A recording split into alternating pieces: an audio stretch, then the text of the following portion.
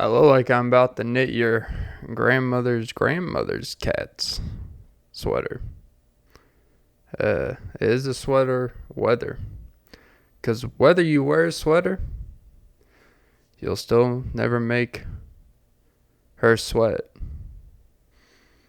Or Keith sweat her, because I got her twisted. Oh, who can love you like me? Everybody. Yeah. I found this sweater. I got to admit, I put it on. I was like, I got this sweater a long time ago. You know how you buy something a long time ago and you forget all the amenities that come with it? I legitimately didn't know that this thing had buttons. Loosen up my buttons, baby, because that pussycat's going to be a sex doll in a second. What's wrong with you, Clint? I'm kidding. Not really. But yeah. I did not know this thing had buttons. And I know you're like, Clint, who gives a fuck? Because it got me to thinking, right? How many things do we buy? Do we invest? How many things do we put our time into that we really don't know everything that comes with it? And this sweater, as I was going through my clothes, I'm like, oh, this is supposed to be one of those things you wear, when you take the lady out to an overpriced restaurant downtown where you have to get some type of valet service where they're going to make you park your car anyways. Kind of defeats the purpose. But valet really stands for valet. And yeah. I wish I was a valet driver. Probably more pay, less stress than what I do now. But neither here nor there. Even though it will drive you crazy. Cray. They would probably refuse my valet. Like my car, they would look at it and be like, you know what? Nah. Just being seen in this vehicle would do damage to our brand. It's like, bro, I don't even know if you guys are legitimate service. If you guys ever been to a restaurant, there's this, I gotta be honest, like, look at me going off the rails. I started talking about buttons on my sweater, and here I am now talking about valet service. Because think about it. If you go to a upper mid-level restaurant, I'm not talking about for you elitists out here. I'm talking about for us, reasonable income beings, where going to a high scale, overpriced, high calorie dense cheesecake factory. These are the places that they have a valet service, right? That's how you know, like, okay, I'm at a place that I'm probably way beyond my means, and I'm going to be honest, every time I go there, the valet service, it's like in this little tube. Like, you've ever watched Men in Black in that scene where Will Smith and Tommy Lee Jones, where they teleport from the underground CIA place, and when they have to evacuate because it's being attacked or something's going on, they evacuate to New York City into this little flash pod that in the middle of New York City comes off the sewer system or whatever it was, and they just swimming out with water, they're drenched.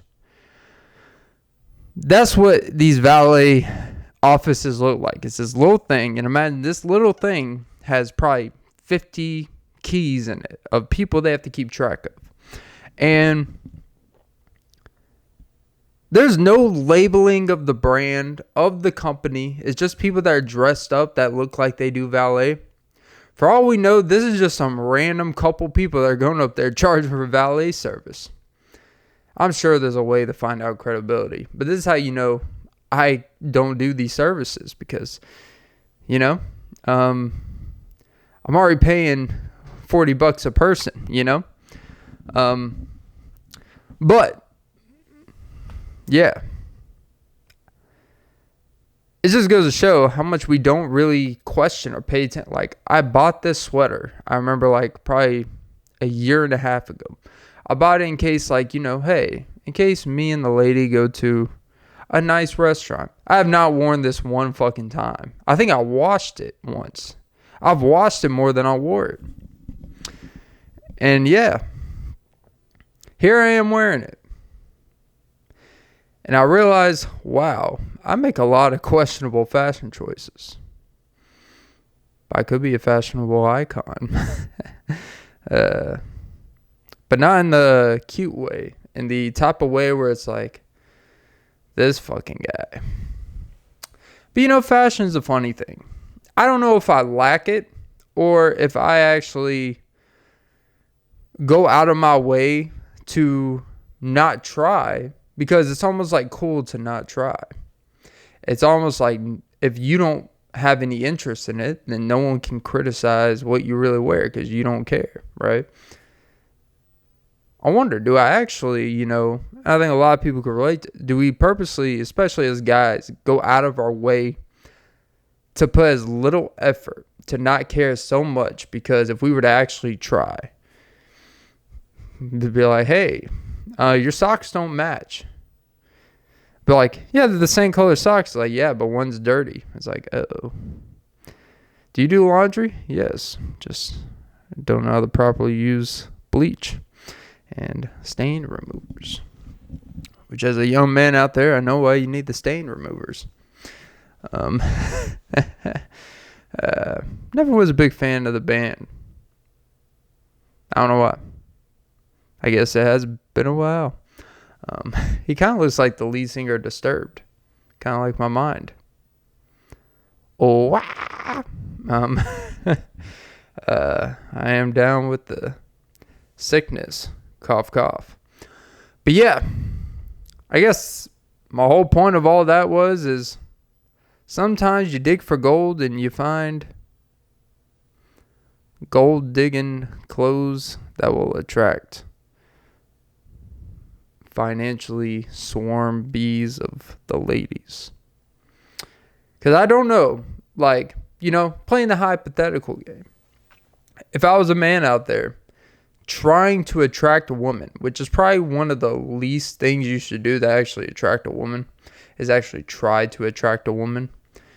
And what I mean by that, I don't mean like you shouldn't put effort, but like when you are trying so hard to go on dates to try to find a partner, you're kind of like artificially justifying, you're either being too harsh on people because you feel this empowerment, or you are not being as critical as you need to be because you're almost just desperate for any companionship, right? That's where the standards things is kind of odd. Because you want to have standards, but you don't want to be so rigid in it that you could potentially seek a whole nother light that someone can bring to you. Ooh, look at Clint being a dating guru here.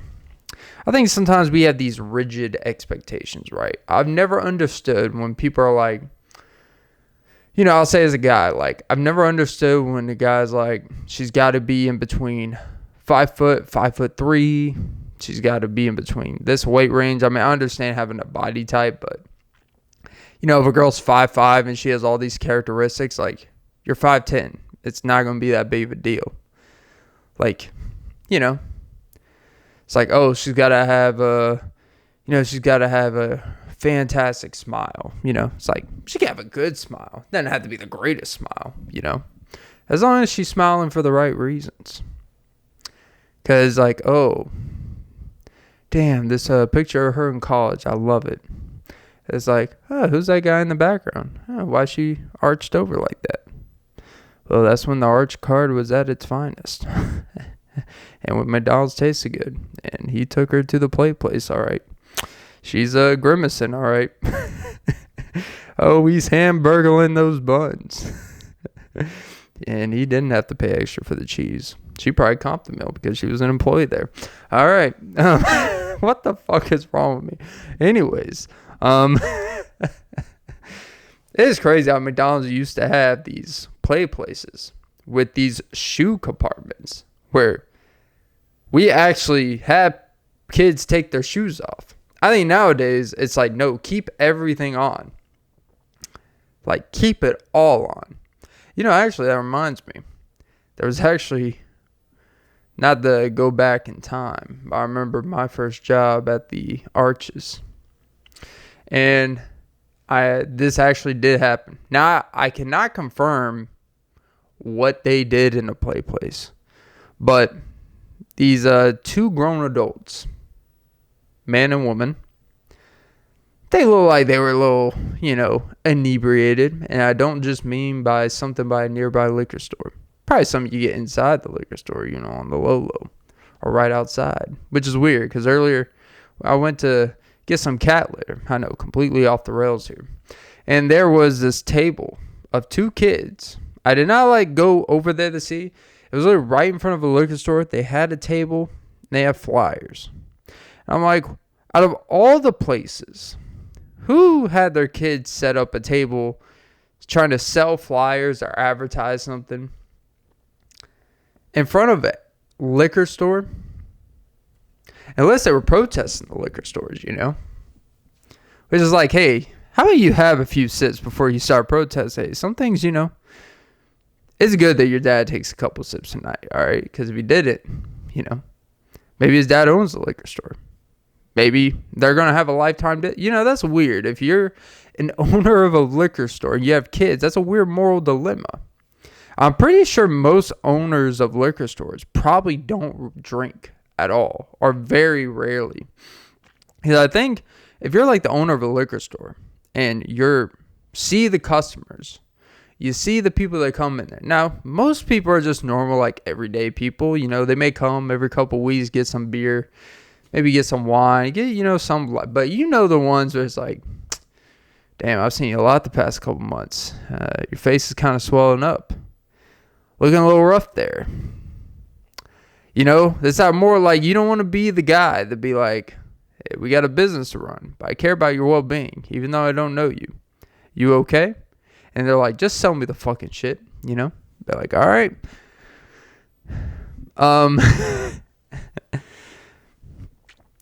But yeah, it's gotta be a moral dilemma. What is your relationship with your kids in terms of how you talk to them about alcohol? Because if, it's like, hey, this is how we make a living. So do you tell them hey, alcohol is just like anything, moderation, or you be like, hey, I want you to come to work with me one day. I want you to notice the people that come in here, and I want you to tell me who you think's got a problem and who you think doesn't. And that's almost like a crash course of real life. Because then what's going to happen, they're going to go to the third grade class and be like, hey, I went to work with my dad. I saw your dad there. And they're like, what are you talking about? My dad doesn't drink. Be like, oh, he does. That's the beautiful thing about kids is they'll fuck your cover up. So if you're going to cheat on your lady, if you're going to cheat on your wife, your kids best not know. They will tell,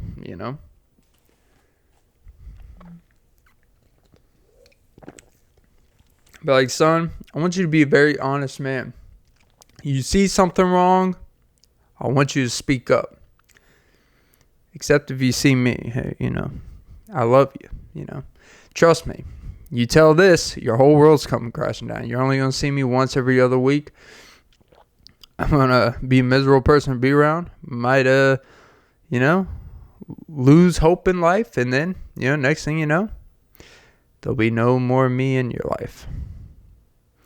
Because I'll be in jail rotting away for unpaid child support. So, keep your mouth fucking shut and let daddy do his thing. All right? I promise, I don't really act like this. It's an exaggerated form of uncomfortable realities of a human being. So yeah, I guess the moral of all that is keep your buttons in order. And my theory is I think people that own alcohol stores probably drink the least. Because I don't think you could run a functional business and probably be like an alcoholic like that. Maybe I'm crazy. Maybe I'm not. But yeah, welcome to episode 297 of the Off the Beat podcast with Clint Nelson. I'm your host, Clint Nelson. Don't forget to like, follow, comment, subscribe, hit the notification bell, most important ladies and gentlemen. Don't forget to suck some titties. Yeah, right at the 15-ish minute mark. Recording this on August 30th. I do not have my phone with me. I do not know. Oh, there it is. August 30th, 2024. for the archives. Recording this at 6:52 p.m. Eastern. Yes, on a Friday. But yeah. Don't worry, guys. For when this podcast makes it big one day, they're going to be looking back at my camera angle choices. And it is very hard to find camera angles in this condensed space. But I'm working on it. I'm adjusting things every episode. So eventually, you can get the full experience. Speaking of experience in a bedroom, I love drywall. Especially making her walls dry. I plaster a few things on there. But yeah, it's all about combing out the popcorn ceiling. We all get nervous. We all have these anxiety. When you have anxiety, you typically get a buildup of, chill bumps. You start shaking if you haven't eaten. You start feeling you're not breathing right. You're kind of walking incorrectly. Your knees are hurting because you're not walking with your ankles and your calves. You're putting all that pressure on your knees. Sometimes you got to take a step back and be like, none of this matters. And the first time I got my first paycheck, I was like, it doesn't matter. No. But sometimes when you are feeling very distraught or you are just going through things, unquantifiable things that are just stressing you out,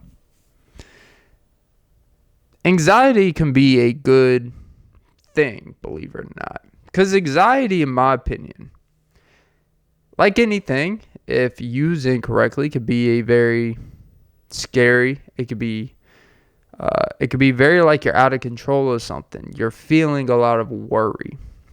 You worry about this, that, and the other. But it's actually almost like a reaffirmation that something is bothering you that is bigger than the thing that you are actually worried about. Because anxiety is typically, this is just my ignorant point of view, it's really just a singular incident or a singular symptom of the bigger thing going on at hand.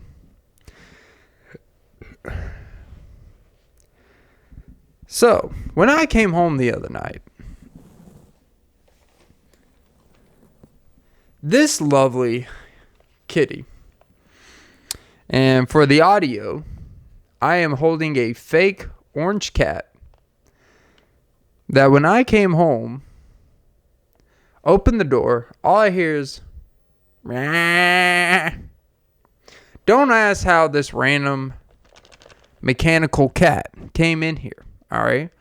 All you need to know is we got it as a gift. My theory is we got it as a gift because there's actually cameras in the eyes. So as far as I know, it's a camera looking at a camera. And like Drake, till the good ones go. One of the most underrated interlude songs by Drake. God, I missed that version of Drake.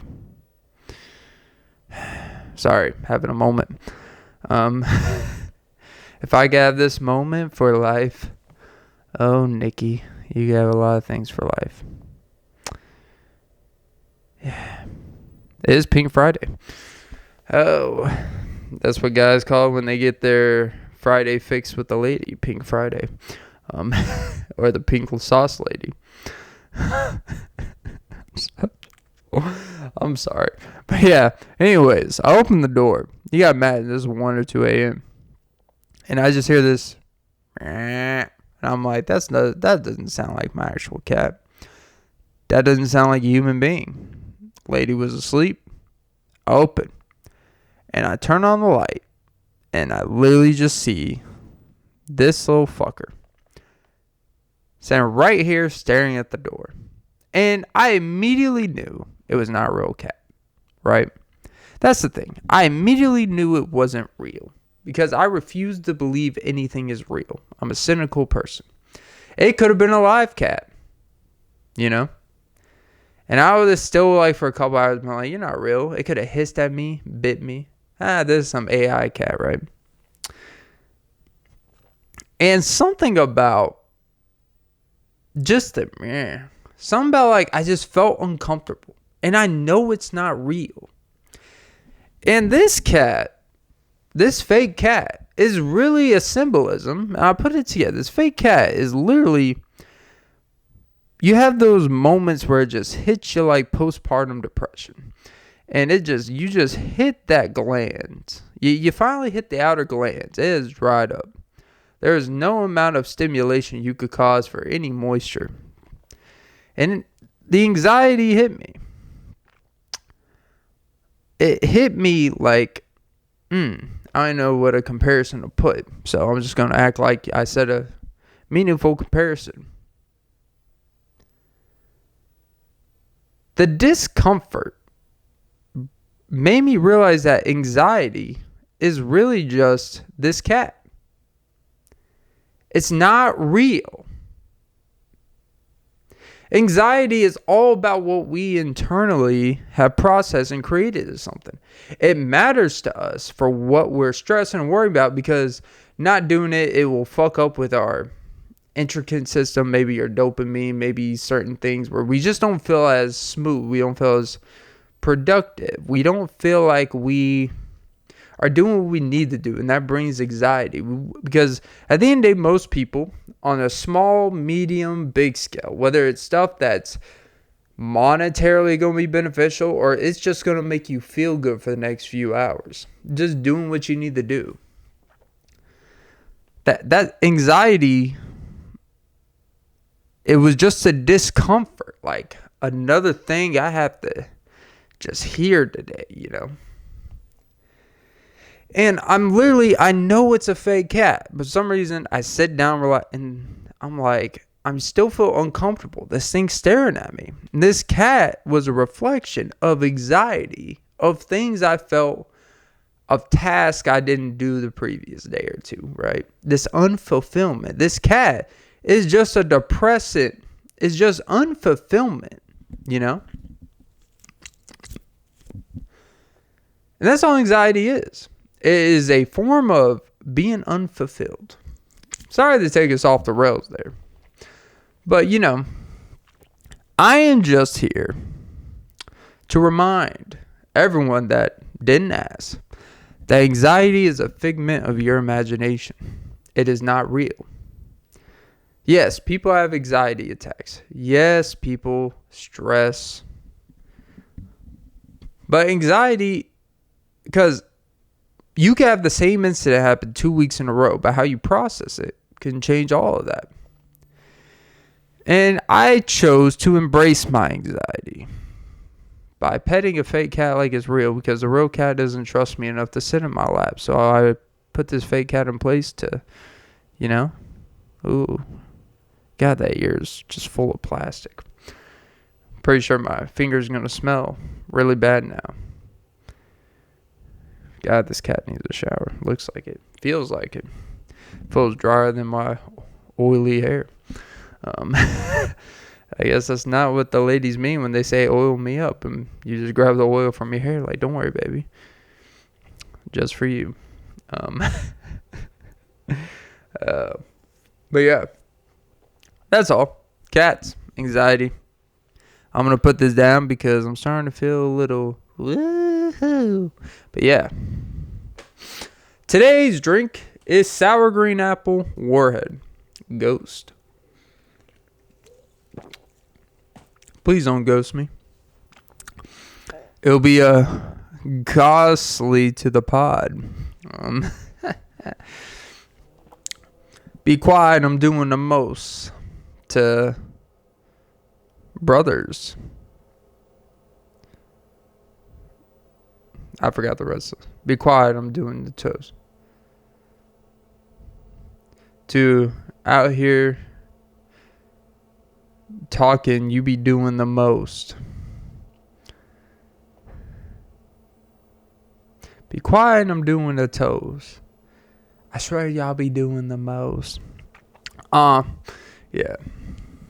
Just imagine if Drake ever did a podcast and he made his podcast like his music. Like that early era Drake where every time he said like some bars, every time be like, This is mad like every time they switch subjects about they put like a little filler in there. That'd be kind of cool. But that's the thing, you notice like the bigger you get, the more famous someone is, the less they put themselves out there. Because obviously the cost of it. It is weird though. I am seeing, most randomly, I see it with Chris Hemsworth. And there's Tom Brady. Tom Brady and Chris Hemsworth, right?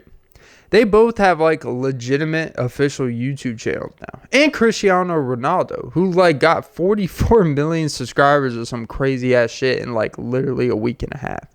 I think he got like 11 million in the first 2 days. Like it's one of the most insane things. That just shows you how big these fucking stocks. That's why they get paid like 500 million a fucking year, whatever the fuck they get. All right. But he's like, hey, we're running low on money. It's like, damn. I guess we'll start a YouTube channel just so I can get another fucking house, right? But Tom Brady and Chris Hemsworth, they have like legitimate daily, not daily vlogs, but like probably like weekly. Tom Brady's literally doing like weekly vlogs, and they're actually like really good and interesting. Chris Hemsworth, fucking THOR, he has a legitimate YouTube channel. And I have a theory about like, one, they're trying to rebrand from being this bigger than life persona. So I think in Tom Brady's case, obviously he's been retired for a few years. He's trying for his new gig to be a Fox NFL broadcaster, which is odd that I know he put in a bid to be a part-time owner of the Raiders or have partnership or like some ownership stake, right? Which is odd. Like, so you're going to be a broadcaster for the NFL, be a part-time owner of a team. So it's kind of odd, like this weird way, like this weird process that he's doing. The crazier part is like, because he may be a potential owner, like because the sale is pending. As a Fox NFL broadcaster, the lead broadcaster for the NFL, for Fox, he legitimately, now they're putting restrictions. He can't attend team facilities. He can't attend like the coaches meeting. He can't attend certain criteria. He can't talk to play. Like he basically can't go for their big game. He can't go to the practices to, get the inside information, to get more knowledge about it. He literally can't. He can't critique officials. He can't critique a call. He can't overly critique coaches because of potential issues that could come if he were to become an owner with that knowledge or just that media situation that comes with that. And it's like, so how is this guy supposed to really he could call the game. We're going to watch the game because it's Tom fucking Brady. But part of is the little nuggets you get out through, this week in practice, they talked about how Bryce Young, he's really come along. But how is he supposed to get that information if he can't attend these meetings? Attend the meetings, mate. How is he supposed to really get that interesting point of view that doesn't feel like it's just, yeah, I watched the same thing. They're supposed to be getting this access that we don't get. And if he's not getting the access, how in-depth of a analysis of a team can he really give, But beyond that, right? The vlogs are great. I love it. It's more intrapersonal. It's real life. It actually feels like a real life version.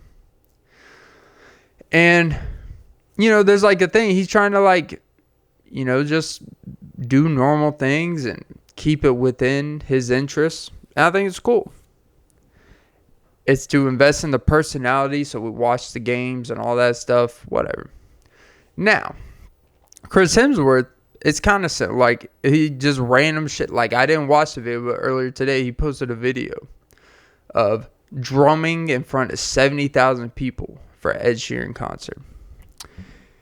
And the first thing, this is how weird the body dysmorphia, how weird, like, how fucked up we become, is that he's always going to be signified where the first thing that people pay attention to when they see him, and big pause before I say this because I'm going through this in my head before I say it, is how big he is, you know?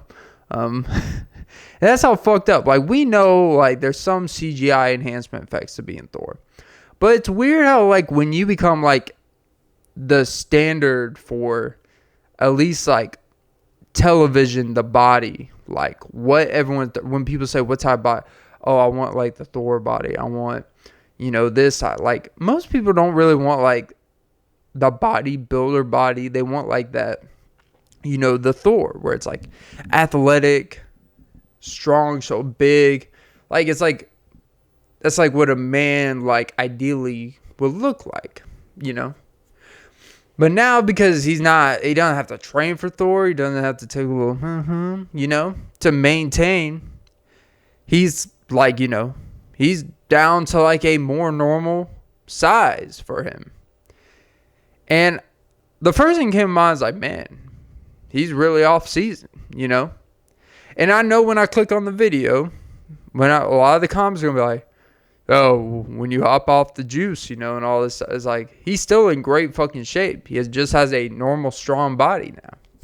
But that's how warped we are. And I'm not saying I go through that on that level, but people that work out, and maybe you reach like a physical, not like a physical peak, but you reach like for a period of time with people you see every day, you reach like a physical prowess where you were just on it with everything, your training, your diet, and all that stuff. You're on it all. And sometimes you're on this like crazy, you're held to a crazier standard than everyone else when you're on that peak. And so if you just shrink for the slightest bit, people think like you're going through a mental episode. It's like, nah, man, I haven't slept in 2 weeks. You know, I barely eat. But that's the weird part. Imagine being held to that standard the rest of your life. Like, it's like you're just living life. You have, you know, you're a father. You have a wife and all that stuff. And then you're being judged by being a fictional god. And that's what it's like being me. Is that, you know, I literally had someone tell me. He's like, have you eaten today? And I was in the middle of, you know, one of those days I've eaten. He's like, you were getting small, bro. I'm like, even with me, I told this man this. You know, we have a good relationship. I said, even with me being smaller, I'm still twice as big as you, you know. That wasn't me being a dick. But sometimes people are too comfortable degrading success, you know. Now, you know, there's a bit of extreme exaggeration, you know, but that's the thing. It's like people that are critiquing how smaller someone has gotten, but even their small state is still more impressive than what you have, than what most people in their immediate life have. And yet it's almost like they have to, like, why does someone have to be that proud, have to be that physical prowess all the time for the stuff that you have to do to maintain that? You know, it's weird. Like, why am I doing all, like, what do I get? Oh, I have to make sure I keep up with your status quo of what's expected of me. It's like I'm pretty sure if he still goes in the gym, he's doing the same not probably the same numbers, but he's still doing pretty impressive shit in there. It's just probably a more sustainable life, you know. But that's the weird thing. When you've been held, when people always come to you and the first comment they have about you is something about, you know, your body or how strong you look, like, yes, it's a good feeling. It's a nice compliment. And it's nice that, like, you know, people like, you know what? I admire that about you. But if you slip off for a week, it's like you're the biggest asshole letting down a whole fucking country or something, you know? It's like, bruh, I'm doing this shit for free. Like, I don't understand. If I was making that, and that was like my image, and my whole image was relying on that, that's a whole different thing, bro. Like, I'm sorry. Like, yeah, I'll be waking up at 4 a.m. Wife and kids, you are not important for the next 6 hours. I'm sorry. Like, because when I make 100K doing this magazine cover, whatever you're mad about me, whatever you're mad to me about, I'll make up for it. All right. But in the meantime, leave me the fuck alone. I'm making money right now. It's a comparison. But when I'm doing it for free, I don't want to hear it. I don't have to be held to a standard. But, that's the thing. You got to be held to a physical standard when you reach something. Otherwise, you're disappointing other people more than yourself. But yeah, that's how warped we like. And that's just these weird expectations we put on guys. Guys and girls. When your image and what people know you and what people correlate with you is your physical body. You'll get some of the attention you want. You'll get a feeling of adulation. People admire it, but God forbid if you just slip off 10%, like you don't look as physically proud. Like maybe you lose weight, you gain weight. You just don't look as full, or you don't look as whatever. All of a sudden, you've got to be on meth or something. It can't just be like, hey, I just kind of don't do it as often. I got other shit I do too, and I'm just as happy. It's like, are you okay? It's like, I don't need to go to an AA meeting because I lost 5 pounds. It's okay. But yeah, that's the crazy part. But I do think it's a good marketing thing for them, because it is enjoyable to see people you kind of get a real sense of behind the celebrity, a little bit. Not that they're getting like so ultra personal, sharing everything, but they're doing different things that isn't relying on just their football ability, or in his case, his acting, or his image as being Thor.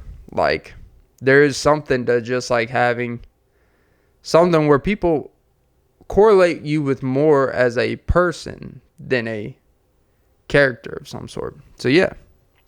But yeah, that's all I gotta say about that.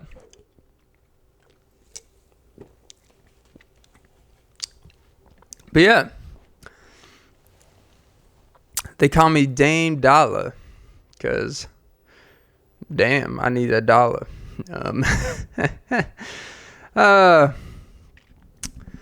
Dollar Walla. Come here, Miss Paula. Dean, because let me get them sausage, bacon, biscuits with gravy. But let's be honest. We all have had a grandmother like Paula Dean, partially racist, but mostly enjoyable cooking. That southern hospitality.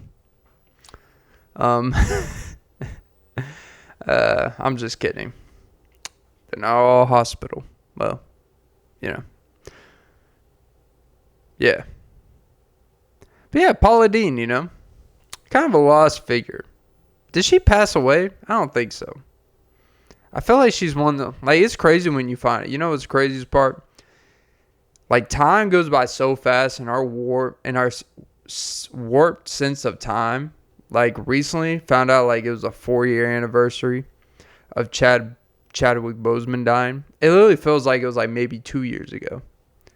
But it feels like but it's literally been 4 years. And it's bro, that's just how much we get lost in our own shit. And we don't really we're not really in the moment. We don't have a really good sense of time as we're going. It'll see something bro, Paul Walker died 11 years ago, bro. 11 fucking years ago. It feels maybe 5 or 6. It feels that fresh in our memory. But it's been literally 10 or 11 years. Chad Boseman has been 4 years. And you go on and on, the celebrity deaths, you remember when they happened. Matthew Perry. It literally felt 3 or 4 months ago, and it's already been like past a year. It may have been 2 years. Like that's how much. Like I don't even remember when I just saw it. I thought it was 1 year. It may have been 2 years. That's how fast this shit goes, man. Like when people die, it's just like, it gets like we memorialize it for like a month. And then like after that, life goes on, and then we just remember it when we're reminded of it or when it's convenient. That's the crazy part, like it's like if you have a close friend to you. Like I had a very close friend of me, probably about, what is it? 6 or 7 years ago. Passed away, right? And it was like I literally thought about it the other, because there's a guy where I work. He reminds me of him, and he like has a similar personality. Kind of looks the same, like same nationality.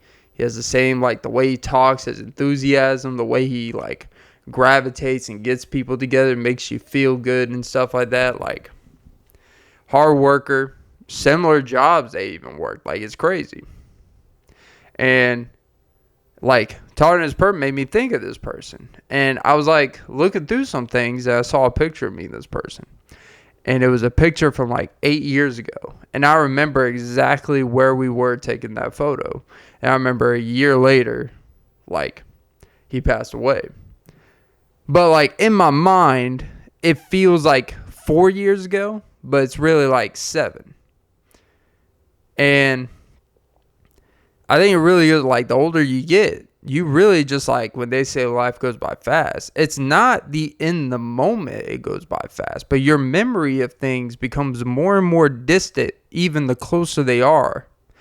Because as you get older, typically for most people, you don't have time to sit there and worry about everything that's going on wrong, or like everything's not going to be going so great where you can just like think about this and think about the good stuff. Like you're in the car, you're trying to worry about the next thing. One day turns into 5 days. Next thing you know, it's been 2 weeks since the last time you've done something. Like that's how fast time goes by.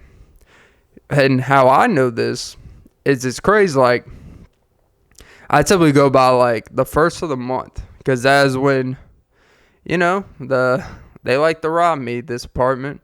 They all like to rob me on the same day. It's literally open robbery. They tell you what trash compactors to use. Like, oh, we got to use this one. It's like, and every time we go to that one, it's all filled up, fucked up. People throwing shit around. They're like, if you're caught using any trash disposal that isn't this, it's like, well, then have a more efficient trash system for 1,500 attendants. I don't know. It's crazy to have one fucking trash bin for 1,500 fucking people. But I don't know. What do I know? I don't own an apartment. I mean, I might as well, for how much I've paid these motherfuckers over the past 6 to 7 years. I could probably own a fucking apartment complex. When you really think about it, that's why we need to adopt more of other cultures' way of thinking of living with your family till you're like 33, That's really what it's about. This whole American culture, that's why all of our kids are broke.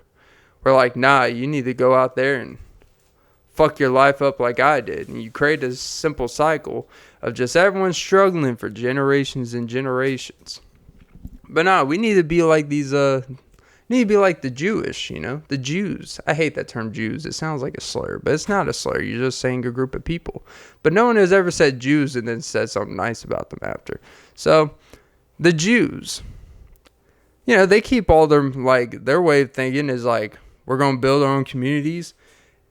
All of our money is for everyone, because you could do more money when you all work together, Like if you have a family, your kids, they get adults, they have kids. You don't just, no, you all work, you all funnel the money where it needs to go to, so it continues progress. But I'm not Jewish, so, you know, my kids are going to struggle because that's the way it should be.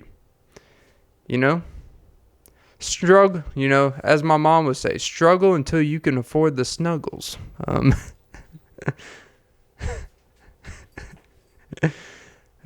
was a good one. But yeah. It's like they say,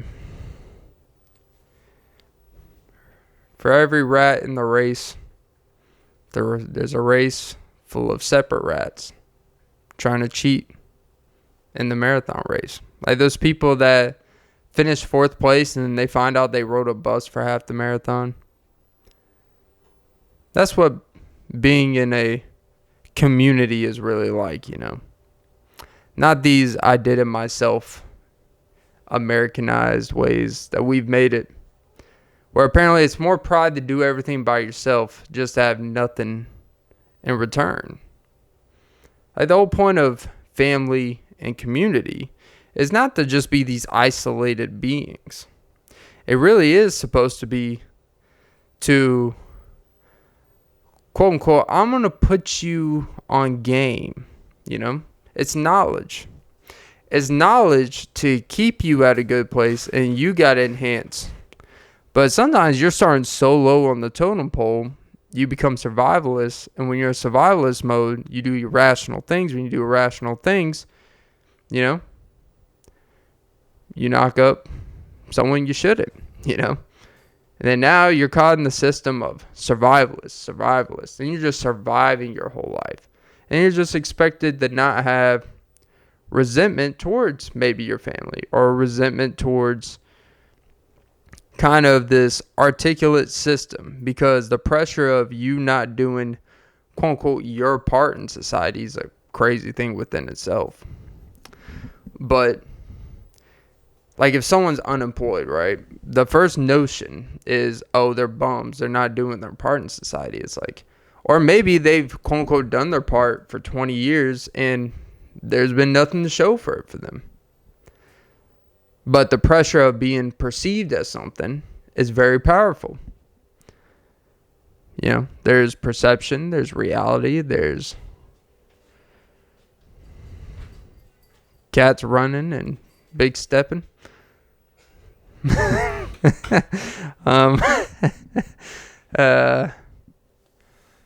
it's odd, you know? Like, my way of what I would want to do, ideally, I'm not a believer in giving your kids a whole lot. I think all you can do is set the foundation, because you set the foundation and you just give them a chance. After that, they got to articulate.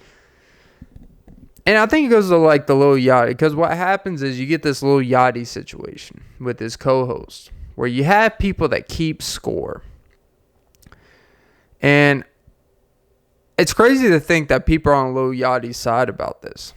This is why I hate it when people want to be the ones where they put people on. They want to be the ones that are, you know, big bosses. They want to be the ones that are the ringleaders of putting their friends on, of being, whether it's having a business or just being a name where they can get people attention that they wouldn't get if they weren't friends with them or didn't associate with them.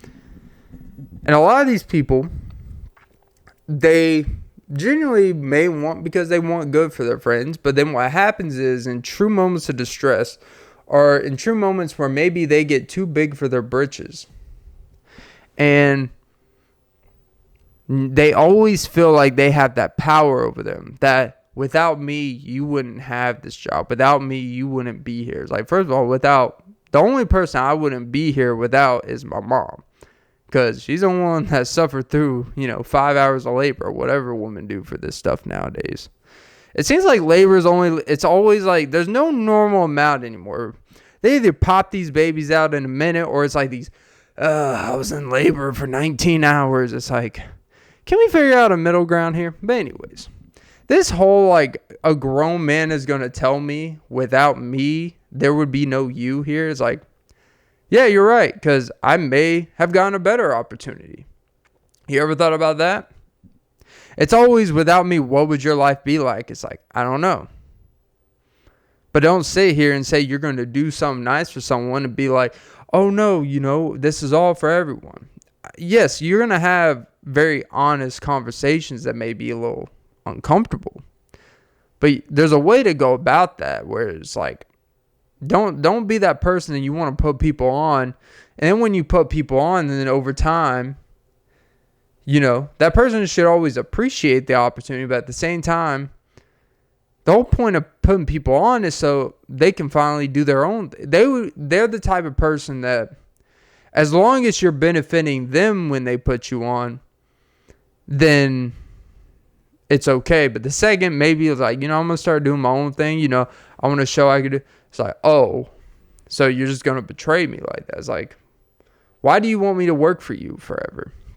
Why, what is your thing that you get out of telling me or trying to hold me as a hostage of counting favors? Because that's really what it is I've done more for you than you've done for me. It's like, well, you like something about that because you have stayed friends with me for however long they were friends, 8, 10 years, or whatever the fuck it was.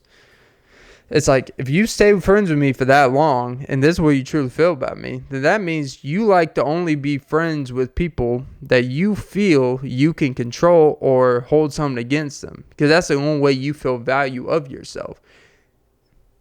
Like, I hate that type of shit. If you're going to do something nice for someone, you don't count favors. Like, that's not what it's about.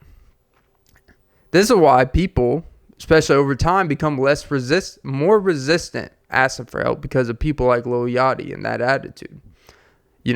It's that thing of, the whole point of putting people on is to actually be someone that puts people on and not puts them down. Like, you want them to succeed, but not better than you.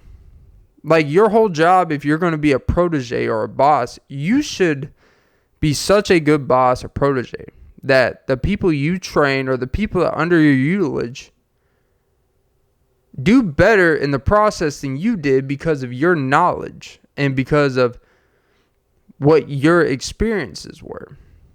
Like, you should always hire someone that could potentially be better than you if possible.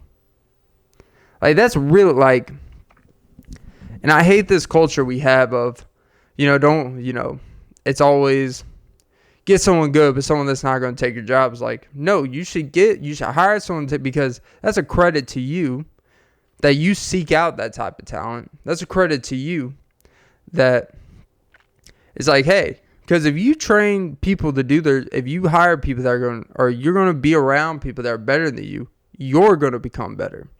You can't say we're a product of our surroundings and that we're only better as the people we have around us, but then we purposely don't put the best people around us. Because let's say you do hire someone, then in 6 months they're performing better than you. That should elevate your game to do better. It's like, why would you not want someone that you have a deep relationship with? Like, that would be like you raising a son or a kid and saying, yeah, I don't want them to make as much money as I ever did. I don't want them to have a better life than I did. Then what are you doing? Are you that selfish? Like, are you that into yourself that you think that your shit don't stink?